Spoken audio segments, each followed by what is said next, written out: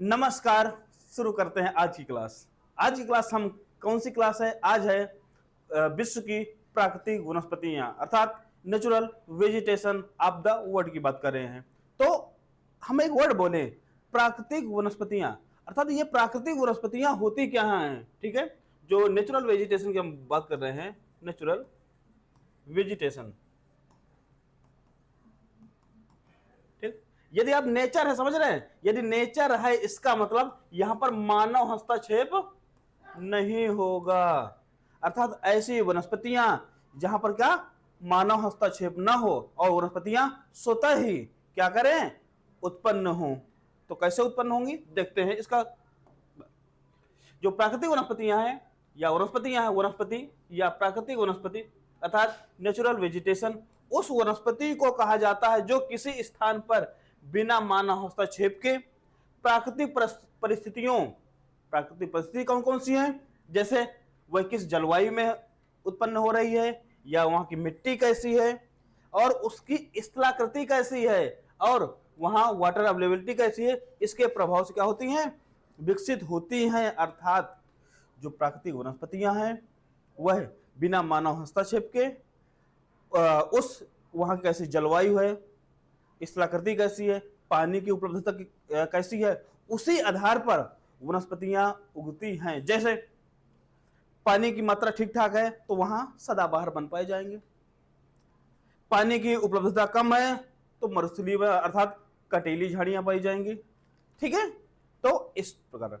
और यदि वहां की मिट्टी कैसी है, धरती कैसी, अर्थात ऊंचाई वाले इलाके हैं तो टाइगर टुंडा अल्पाइन वन पाए जाएंगे, मैदानी इलाके हैं तो पर्णपाती वन भी पाए जा सकते हैं। ठीक है, तो ये बात हम विशेष ध्यान रखना है। तो अब देखते हैं, अब जो नेचुरल वेजिटेशन है अर्थात प्राकृतिक वनस्पति है, इसके कंट्रोलिंग फैक्टर कौन कौन से हैं, अर्थात इनको कौन कौन से नियंत्रित करने वाले कारक कौन कौन से हैं, ये बात करेंगे। देखिए, तो मुख्य नियंत्रक कारक अर्थात जो मेजर कंट्रोलिंग फैक्टर हैं या कह सकते हैं इनको प्रभावित करने वाले कारक कौन कौन से हैं। तो कौन कौन से कारक हैं? तो सबसे पहले आता है जलवायु। कौन कौन सा आता है? जलवायु। इसके बाद आता है मिट्टी। ठीक है, फिर आता है ऊंचाई। ठीक है, मिट्टी हो गई, ऊंचाई हो गई। ठीक है, और मानव हस्तक्षेप भी होगा या मानवीय क्रियाएं की देख लेते हैं। क्रियाएं ये सब क्या करते हैं, ये जो वनस्पतियां हैं अर्थात प्राकृतिक वनस्पतियां हैं उनको कंट्रोल करने का काम करती हैं। जैसे जलवायु है, जो वहां की जलवायु कैसे है, तो ऐसा वहां की मिट्टी कैसी है, वहां नमी कैसी है, ठीक है ना, वर्षा कितनी होती है, तो जलवायु कारक होते हैं, उसी आधार पर वनस्पतियां उत्पन्न होती हैं। फिर बात है वहां की मिट्टी कैसी है, रेतीली है, ककड़ीली पथरीली है, या जलोढ़ मृदा है, तो उस प्रकार की वनस्पति पाई जाएगी। ऊंचाई कैसी है, हिमालय पर्वत है या थोड़ी ऊंचाई है, या 1000 मीटर है या 5000 मीटर की ऊंचाई पर है। ठीक है, तो वहां और मानव हस्तक्षेप या वहां है या नहीं है, मानव हस्तक्षेप ज्यादा होगा तो वनस्पतियां क्या होंगी, कम होती नजर आएंगी। ठीक है, तो शुरू करते हैं। जो पहला मुख्य कारक है जिसका नाम है जलवायु अर्थात क्लाइमेट। क्लाइमेट में क्या करें, जो तापमान, वर्षा, नमी और हवा की दिशा वनस्पति के प्रकार को क्या करती है, निर्धारित करती है कि वहां का टेम्परेचर कैसा है, वर्षा कितनी है, वहां ह्यूमिडिटी कितनी है, वो और वहां हवा कैसे चलती है, किस दिशा में चलती है, इसी आधार पर क्या वनस्पतियों का जन्म होता है। जैसे आप देखें जो भूमध्य रेखीय वन पाए जाते हैं, क्या भूमध्य रेखीय वन, तो वहां पर मैक्सिमम क्या कौन से सदाबहार और घने वन पाए जाएंगे, और जो मरुस्थलीय इलाके होते हैं वहां पर झाड़ियां पाई जाती हैं। जैसे देख लीजिए, ये हमारी पृथ्वी है, पृथ्वी अच्छी बन जाए भैया। चलिए, ये है पृथ्वी। जैसे अब जो ये भूमध्य रेखीय इलाके हैं, तो भूमध्य रेखीय इलाकों में 10 डिग्री नॉर्थ और 10 डिग्री साउथ में क्या होंगे, यहाँ पर सदाबहार वन पाए जाते हैं, सदाबहार वन। और जब जब आप अक्षांशों की ओर बढ़ेंगे तो उसी आधार पर क्या होगा, वनस्पतियां का भी रूप, रंग और उनके प्रकार में क्या होगा, परिवर्तन आएगा। ठीक है, चलिए दूसरा सबसे मुख्य कारण है वो है मिट्टी। जलवायु समझ लिया कि जिस प्रकार की वहां जलवायु होगी और उसी प्रकार की वनस्पतियां वहां उत्पन्न होगी। अब जिस प्रकार की मिट्टी होगी ना, उस जलवायु में किस प्रकार की मिट्टी है, मिट्टी भी बहुत बड़ा वनस्पतियों का कंट्रोलिंग फैक्टर होता है। तो कौन सा है? यह है मिट्टी, सॉइल। दिख रहा ना, यह है मिट्टी। देखिए पेड़ कितना सुंदर दिख रहा है ना आपको, कितना बड़े जो ये पेड़ उग रहा है ना। देखिए उपजाऊ दोमट मिट्टी घास के मैदानों के लिए उपयुक्त होती है। जो दोमट मिट्टी है वहां क्या कैसे मैदान पाए जाए, वहां घास के मैदान पाए जाएंगे, घास के मैदान, ठीक है। और रेतीली मिट्टी में क्या पाई जाती है? रेतीली मिट्टी में झाड़ियां पाई जाती हैं। और यदि वहां की मिट्टी दलदली है, ठीक है, तो मैंग्रोव टाइप की वनस्पतियां पाई जाएंगी। कौन सी दलदली मिट्टी? मैक्सिमम क्या, कौन सी? मैंग्रोव वनस्पतियों का जन्म होता है। तो ये बात याद रखिएगा। तो मिट्टी के अनुसार भी वनस्पतियों का उद्भव अर्थात जन्म होता है, ठीक है। अगला जो कंट्रोलिंग फैक्टर है वो है ऊंचाई, हाइट। जैसे आप देख रहे हैं, ये है पहाड़, देख रहे हैं, देखिए ये इलाके हैं और ये देखो ये इलाके हैं, ये देख रहे हैं ना। और फिर ये नीचे ये वाले इलाके हैं। और देखिए यहां पर वनस्पतियां आपको दिख रही होंगी ना, ये वनस्पतियां हैं। लेकिन धीरे धीरे जितनी हम ऊंचाई पर जाएंगे वनस्पतियों की मात्रा कम होती नजर आएगी। वनस्पतियों की मात्रा क्या? कम होती नजर आएगी। अर्थात ऊंचाई के आधार पर वनस्पतियों का भी जन्म होता है। अर्थात ऊंचाई के आधार पर वनस्पतियां प्रभावित तो होती हैं। तो गिरपदी इलाके होंगे, जो पर्वतों के गिरपदी इलाके होंगे, वहां पर वेजिटेशन अधिक मात्रा में मिलेगी। उसके ऊपर और थोड़ा जाएंगे 1000-1500 मीटर ऊंचाई पर, वहां जाएंगे थोड़ी वहां से कम वनस्पतियां मिलेंगी।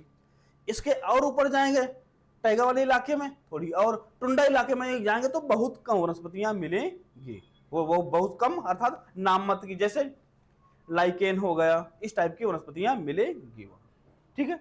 तो देखते हैं क्या ऊंचाई बढ़ने पर तापमान घटता है, अतः ऊंचाई के अनुसार वनस्पति का प्रकार बदलता है। जैसे हिमालय में उष्णकटिबंधीय समशीतोष्ण अल्पाइन वन पाए जाते हैं, ठीक है। जैसे जैसे ऊंचाई में हम लोग बढ़ेंगे टेम्परेचर कम होगा, और टेम्परेचर कम होगा तो वनस्पतियां भी क्या होंगी, वनस्पतियों की मात्रा भी क्या होगी, यहां कम देखने को मिलेगी, ठीक है। अल्पाइन, टैगा, टुंडा इलाके में क्या धीरे धीरे वनस्पतियां कम होती जाएंगी। अर्थात यदि हम ऊंचाई पर जाएंगे टेम्परेचर कम होगा, और टेम्परेचर कम होगा वहां वनस्पतियां भी कम पाई जाएंगी, ठीक है। चलिए अगला जो फैक्टर है यह है मानव, जो मानवीय क्रियाएं हैं, अर्थात जो ह्यूमन एक्टिविटी है, ये भी वनस्पतियों को प्रभावित करने वाला कारक होता है। कैसा?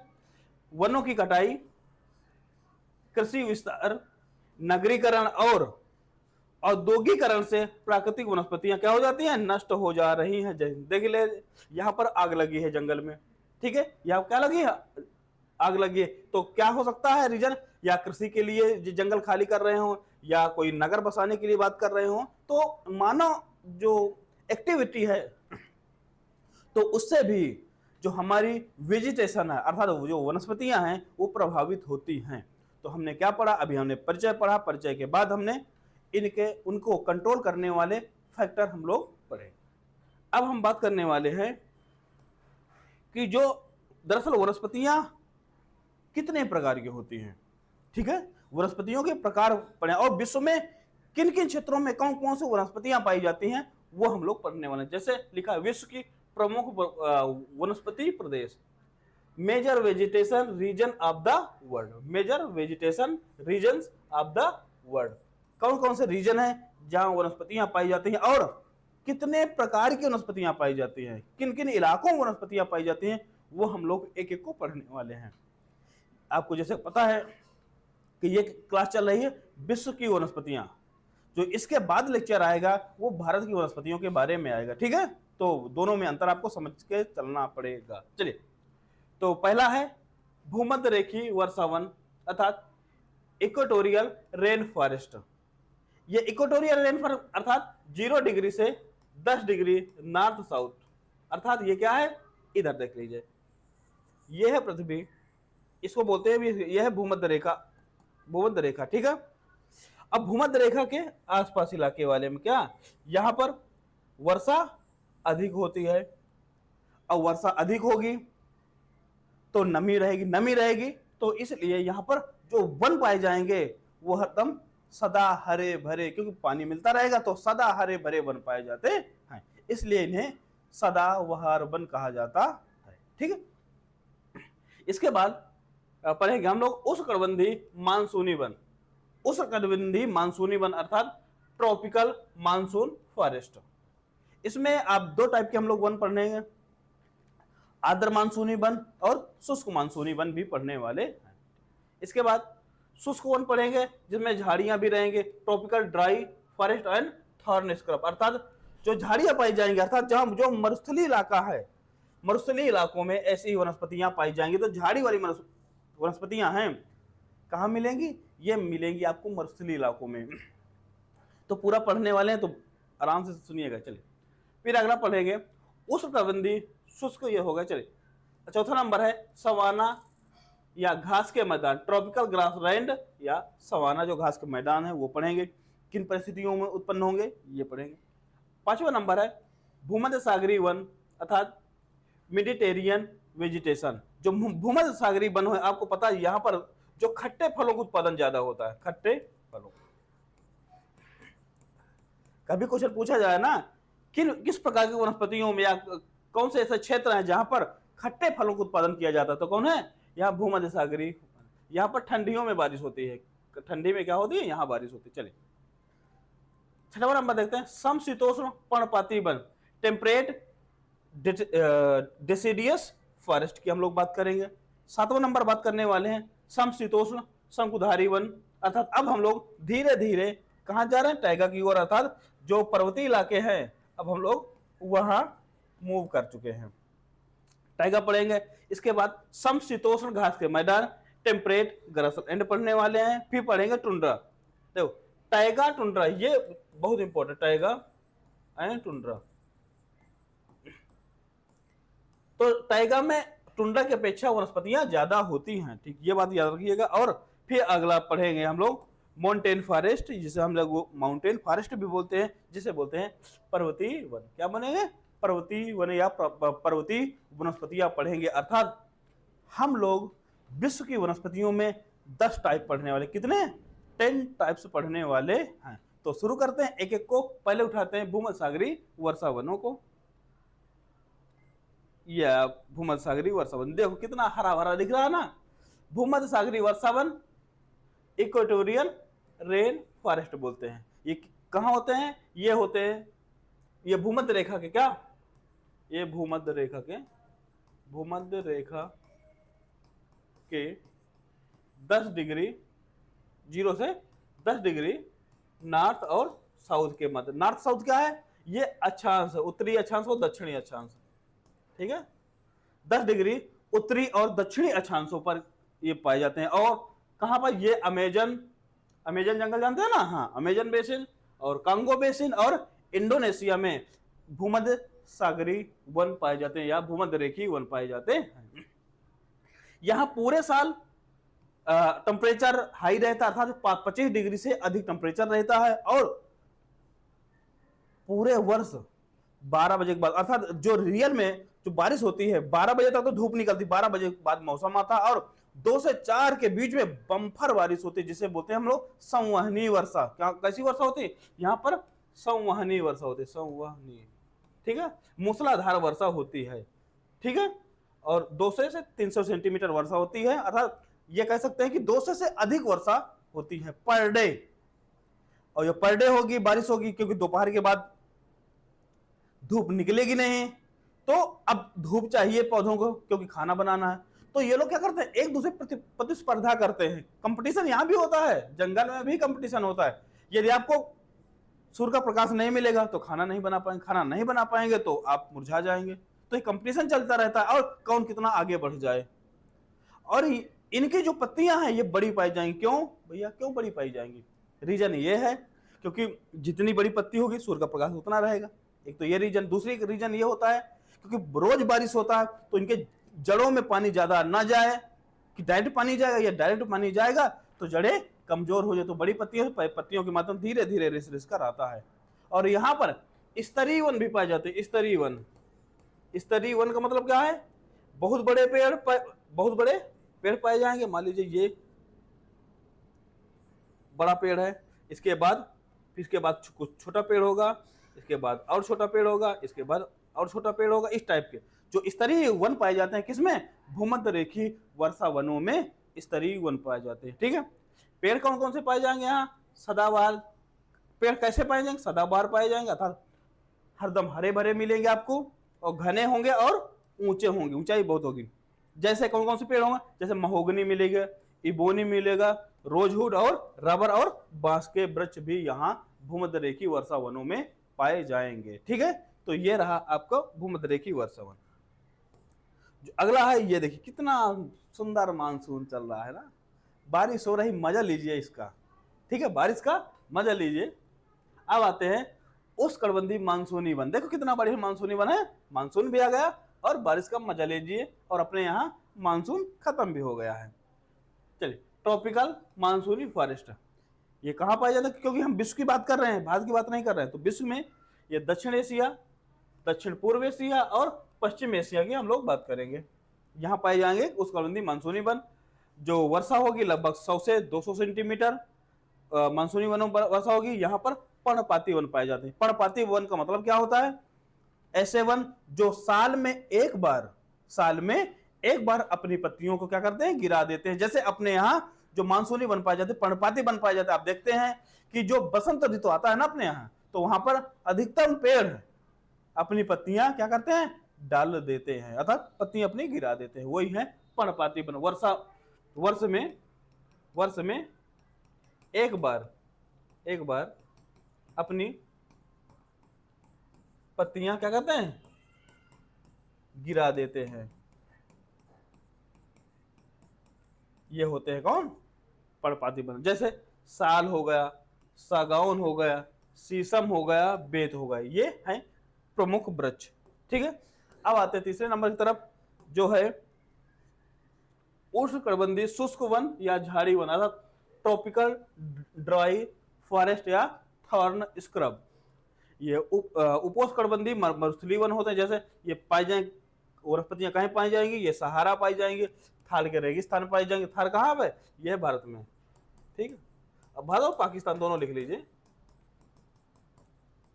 चलिए, तो थार रेगिस्तान पाई जाएंगी, और अरबियन प्रायद्वीप में पाई जाएंगी, और ऑस्ट्रेलिया में इस प्रकार की वनस्पतियां पाई जाती हैं। यहाँ पर वर्षा बहुत कम होती, कितनी होती है? ये 25 से 75 सेंटीमीटर पाई जाती है। और जो यहाँ की पौधे पाए जाएंगे वो झाड़ियां और कांटेदार पौधे होंगे, जैसे कैक्टस, अकासिया और खेजड़ी जैसे वन पाए जाते हैं। अर्थात यहाँ पर कटीले वन पाए जाते हैं। कैसे वन पाए जाते हैं? कांटेदार वन पाए जाते हैं। ठीक है, कांटेदार वन यही पाए जाते हैं। अगला है सवाना घास का मैदान। सवाना या घास के मैदान, ट्रॉपिकल ग्रासलैंड, जैसे अफ्रीका में कहा? सूडान, तंजानिया, फिर दक्षिण अमेरिका में ब्राजील। ठीक है, अब आगे वेनेजुला। यहाँ पर बारिश होती कितनी? 75 से 150 सेंटीमीटर होती। कहाँ पर? सवाना वाले क्षेत्रों में। यहाँ पेड़ क्या होंगे? यहाँ पेड़ घने नहीं पाए जाते, यहाँ पेड़ विरल पाए जाते हैं। यहाँ दूर दूर पेड़ पाए जाएंगे, और यहाँ की घास की ऊंचाई ऊंची और घनी पाई। जो घास होगी ना, पेड़ कम पाए जाएंगे, लेकिन आपको लगी रहा ना घास के मैदान, तो घास के मैदान में घास अधिक होगी, पेड़ इक्का दुक्का कहीं मिल जाएंगे आपको। ठीक है, यहाँ पर जो घासें पाई जाती, एलिफेंट ग्रास और बाब ग्रास भी पाई जाती है यहाँ पर। ठीक है, ये सवाना हो गया। अब आते हैं हम लोग भूमध्य सागरीय इलाके। ठीक है, भूमध्य सागरीय वन पाए जाते हैं। भूमध्य सागर है, जैसे कैलिफोर्निया है, दक्षिण अफ्रीका है, और दक्षिण ऑस्ट्रेलिया में इस प्रकार के वन पाए जाते हैं। तो यहाँ की ऋतु, जो ग्रीष्म ऋतु शुष्क होती, यहाँ ग्रीष्म अर्थात जो गर्मी होती वहां ड्राइनेस होती, और जो सर्दी होती यहाँ पर वर्षा होती है। अभी बताया ना आपको। अभी जब ठंडियों में अपने यहाँ बारिश होती है ना, जिसको बोलते हैं पछुआ विक्षोभ बोलते हैं ना, तो यहीं से बारिश भूमध्य सागर से ही शुरू होती है, ठीक है। तो यहाँ पर सर्दियों में बारिश होती है, जो भूमध्यसागरीय वन है यहाँ सर्दियों में बारिश होती है, और गर्मी क्या होती है यहाँ ड्राई रहती है, और सर्दी यहाँ पर होती है ह्यूमाइड होती है, अर्थात यहाँ पर आर्द्रता पाई जाती है, ठीक है। और यहाँ पर भी सदाबहार झाड़ियां पाई जाएंगी, जैसे जैतून, अंगूर खेती और कॉर्क और ओक भी यहाँ पाए जाते हैं, ठीक है। यहाँ पर रसेदार और खट्टे फल ज्यादा पाए जाते हैं, ठीक। कहां पर? भूमध्यसागरीय वनों पर।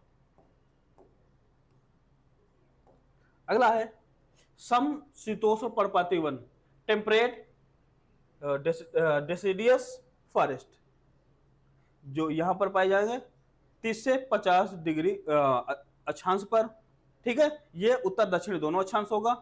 कहां पर मिलेगा? ये पूर्वी अमेरिका में मिलेगा, पूर्वी यूएसए मिलेगा, यूरोप में इस प्रकार के वन पाए, चाइना में मिलेंगे, और जापान में समशीतोष्ण पर्णपाती वन पाए जाते हैं। यहाँ पर स्पष्ट 4 ऋतुओं में मिलती हैं। कौन कौन सी मिलती हैं आपको जैसे पता है? कौन कौन सी ऋतु में? सर्दी, जाड़ा, बरसात और ग्रीष्म ऋतु। ये स्पष्ट 4 ऋतु में आपको क्या मिलेंगे? ये आपको स्पष्ट दिखाई देंगी, यहाँ पर मिक्स नहीं होंगे। चलिए, यहाँ पर पतझड़ वनस्पतियां, पतझड़ में वनस्पतियां क्या करती? झड़ती हैं। अर्थात इसका मतलब ये है कि वर्ष में ये भी पर्णपाती वन टाइप के हैं, पर्णपाती वन ही होते हैं, जो वनस्पतियां साल में एक बार अपने पत्ते क्या करती हैं? झाड़ देती हैं, फिर नए पत्ते आते हैं। जैसे भारत में बसंत ऋतु का टाइम जब आता है, अर्थात फरवरी मार्च अप्रैल वाला टाइम आता है, तो जो पेड़ होते हैं पत्तियां क्या करते हैं? झाड़ देते हैं, फिर नई पत्तियों का जन्म होता है और वहां फल और फूल लगना शुरू हो जाते हैं, ठीक है। और जैसे यहाँ पर समशीतोष्ण वन कौन ओक होगा, बीच होगा और मैपल जैसे वृक्ष यहाँ पाए जाते हैं। अगला है समशीतोष्ण शंकुधारी वन। ओ क्या अच्छा सीन है। टेम्परेट कॉनिफेरस फॉरेस्ट, या इनको बोलते हैं टैगा वन। देखो आपको ठंडी का एहसास हो रहा है ना, देखो कितनी मस्त पन पाई जाए। और कौन है ये? देखो ये टैगा वन है, याद रखिए। टैगा और टुंड्रा, अभी टुंड्रा भी बताने वाले हैं, ठीक है। टैगा में देखो ये शंकुधारी वन पाए जा रहे हैं, ठीक है। शंकुधारी पेड़ है ना, ये देखो इधर शंकुधारी पेड़ पाए जाते हैं। आप क्रिसमस ट्री नहीं देखे ना, क्रिसमस ट्री, वही क्रिसमस ट्री जैसे जो पेड़ पाए जाते हैं वही होते हैं शंकुधारी पेड़, ठीक है। शंकुधारी पेड़ ये कहाँ मिलते हैं? ये 50 से 70 डिग्री अक्षांश पर मिलते हैं, जैसे ऊपर कनाडा हो गया, रूस हो गया और स्कैंडिनेविया हो गया, ठीक है। यहाँ ठंडी सर्दियां होती हैं, हल्की गर्मी बहुत हल्की पाई जाएगी। क्यों? जिस ऊंचाई पर आप जाएंगे या जितने ऊपरी अक्षांश पर जाएंगे या उच्च अक्षांशों पर जाएंगे तो क्या होगा? वहां आपको सर्दी ज्यादा मिलेगी, टेम्परेचर कम होता जाएगा, ठीक है। तो सर्दियां मिलेंगी और यहाँ पर सदाबहार शंकुधारी पेड़ पाए जाएंगे। और कौन कौन से पेड़ है? जैसे पाइन्स हो गया, स्प्रूस हो गया, फर हो गया और लार्च हो गया। ये प्रकार की क्या समशीतोष्ण शंकुधारी वन मिलने वाले हैं। अब आते हैं 8वें नंबर पर, समशीतोष्ण घास के मैदान, टेम्परेट ग्रासलैंड। क्या पढ़ने वाले? Temperate grassland. और मैं आपको जो घास के मैदान विश्व के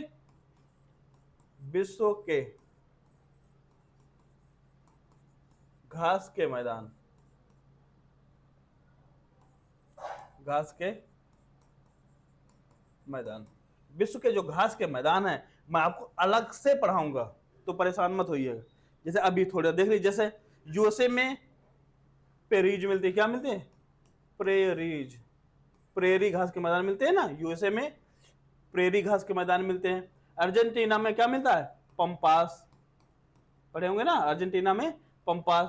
रूस में स्टेपी, क्या मिलता है? अंग्रेजी में स्टेपी जी बोलते हैं, हिंदी में स्टेपी, जो घास के मैदान है। और यहाँ पर वर्षा कैसी होती है? यहाँ पर मध्यम वर्षा होती है, क्योंकि यह ऊंचाई वाला इलाका है। कितना? 25 से 75 सेंटीमीटर वर्षा होती है। यहाँ कृषि हेतु तो उपयुक्त भूमि मिलती है, और जो घास के मैदान होंगे ना वहां पर कृषि अच्छी होगी। इसके बाद घास कौन कौन से? जैसे घासें है, जैसे बफेलो ग्रास, बफेलो ग्रास, ठीक है, मिलती है यहाँ पर। अब आते हैं टुंड्रा। देखो आप देखो, जो अल्पाइन क्षेत्र पड़े, जो टैगा इलाका पड़े, टैगा इलाके में सुने दोनों अंतर सुन लिए। जो टैगा इलाका होगा, टैगा, जो टाइगा इलाके में शंकुधारी वन पाए जाएंगे। ठीक है। और जो टुंड्रा इलाके, सुनिए, टुंड्रा में मैक्सिमम टाइम क्या होती है, बर्फ से ढका हुआ इलाका होता है। लेकिन गर्मियों में कुछ समय के लिए, 1-2 महीने, 2-3 महीने, मैक्सिमम 3 महीने के लिए थोड़ा खाली इलाका, बर्फ जब पिघलती है तो हल्का हल्का क्या जमीन दिखने लगती है। तो यहीं पर तो बड़े पेड़ तो 2 महीने में थोड़ी जम पाएंगे, तो केवल काई और लाइकेन, क्या, काई और लाइकेन जैसी वनस्पतियां यहां उगती हैं। अर्थात जो बड़ी बड़ी वनस्पतियां होती हैं यहां पर नहीं उगती हैं, केवल छोटी छोटी वनस्पतियां। देख रहे हैं ना, ये काई है ये, और ये जो चट्टान है ना भैया, देखिए चट्टान में ये सफेद सफेद दिख रहा ना, ये क्या है, ये लाइकेन है। ये क्या है, ये लाइकेन, यही उगते हैं। ठीक है, केवल यही मिलेंगे आपको। तो आर्कटिक क्षेत्र अर्थात जो इलाका है ग्रीनलैंड, उत्तरी कनाडा और जो साइबेरिया वाला इलाका है, तो वहां पर टुंड्रा वन पाए जाते हैं। कैसे वन, टुंड्रा वन पाए जाते हैं। यहां पर मिलते हैं मॉसेस अर्थात काई मिलती है, और लाइकेन मिल जाता है। ठीक है, लाइकेन और काई मिलती है। अब आते हैं कितना बढ़िया, पर्वतीय वन, माउंटेन फॉरेस्ट, या माउंटेन फॉरेस्ट भी कहते हैं। क्या बोलते हैं, माउंटेन या माउंटेन फॉरेस्ट। अब देखो, मैं इसको बताने से पहले मैंने ये बता दे रहा हूं। देखो आप देख रहे हैं, देखो ये है गिरिपदी इलाका। ये गिरिपदी इलाका जो है, पर्वतों को जो निचला हुआ इलाका है, ये वो गिरिपदी इलाका में देखो वनस्पतियां। इसके बाद ऊपर जैसे जैसे चलते जाएंगे, वनस्पतियां को जो रंग रूप है बदलता जाएगा। ठीक है, तो यहां पर ऊंचाई के साथ साथ जो वनस्पतियों का रंग रूप है ये भी बदलता रहता है, और विभिन्न प्रकार की वनस्पतियां पाई जाती हैं। जैसे ऊंचे पर्वतीय क्षेत्र में हिमालय, एडीज और राकी जो पर्वत है वहां पर मिलती हैं। ऊंचाई के साथ वनस्पति परिवर्तित होते, जैसे तलहटी में पर्णपाती वन पाए जाएंगे, ऊपर शंकुधारी वन पाए जाएंगे, फिर टुंड्रा मिलेंगे। ठीक है, शंकुधारी अर्थात ये टाइगा वन, शंकुधारी मतलब क्या, टाइगा वन, टाइगा के बाद फिर टुंड्रा वन पाए जाते हैं। यहाँ पर पेड़ कौन कौन से मिलेंगे, चीड़ मिलेंगे, देवदार मिलेंगे, बर्च मिलेंगे। ठीक है, और टाइगा में क्या मिलेंगे, शंकुधारी वन पाए जाएंगे, टुंड्रा में काई और लाइकेन जैसे वनस्पतियां मिलेगी। ठीक है, और अब जैसे पढ़े ना, जो ये पर्वत है यहाँ पर कौन सी कृषि मिलती है, यहाँ पर समोच्च, क्या, समोच्च कृषि की जाए। समोच्च कृषि, जो ढलुआ इलाके होते हैं तो उनको सीधा नहीं, इस टाइप का क्या करते हैं हम लोग, जुताई करते हैं, इसके बाद यहाँ बुआई कर देते हैं मेड़ बांध बांध कर। ठीक है, चलिए